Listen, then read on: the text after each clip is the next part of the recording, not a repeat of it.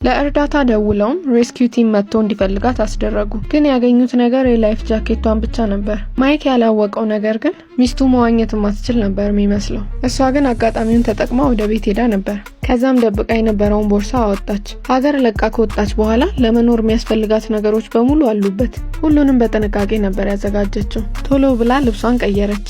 ጸጉሯን ቆረጠችና አዘጋጅታ የነበረውን ዊግ አደረገች። ከዛም ቀለበቷን አውጥታ ሽንት ቤት ውስጥ ጨመረችው።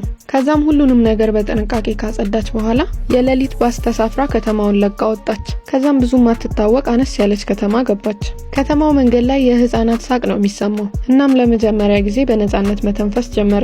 ከዛም አነስ ያለ ቤት ተከራይታ ህይወቷን ማስተካከል ጀመረች። ቤቷንም ቀለም ቀብታ አሳምራ አስተካከለችው። ፎጣዎቹን በትክክል ተደርድረው እያለ አውቃት አበላሻቸዋለች። ካብኔት ውስጥ ያሉ እቃዎች በትክክል ከተደረደሩ ትዘበራርቃቸዋለች። የፈለገችውን ነገር እያረገች የምትኖርበት የነፃነት ህይወት ነበር ደስተኛ የሚያረጋት። እዚህ ደግሞ ማይክ ሚስቱን በማጣቱ ሀዘን ውስጥ ነበር።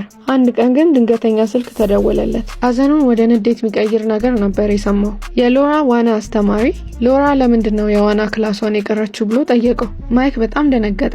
ሚስቱ መዋኘት እንደማትችል ነበር የሚያውቀው። እንዲህ አይነት ነገር ትደብቀኛለች ብሎ አላሰበም ነበር። መዋኘት የምትችል ከሆነ እንዴት እዛ ውሃ ውስጥ ሰምጣ ትሞታለች? ወደ ቤት ተመልሶ ወደ ሎራ የሚመራው አንድ ነገር ለማግኘት ቤቱን ይበረብር ጀመር። ከዛ ቀለበቷን ሽንት ቤት ውስጥ አገኘው። ከሚስቱ ጋር እዛ ውሃ ውስጥ መስመጥ የነበረበት ቀለበት እንዴት እዚህ ሊገኝ ቻለ? ይሄ ነገር ሎራ በህይወት እንዳለች አሳመነው። እሱም ማያውቀው ነገር ግን ሚስቱ ጥላው መሄዷ ብቻ ሳይሆን ለራሷ አዲስ ህይወት ጀምራ ነበር። አዲስ ፍቅር ሳይቀር ጀምራ ነበር።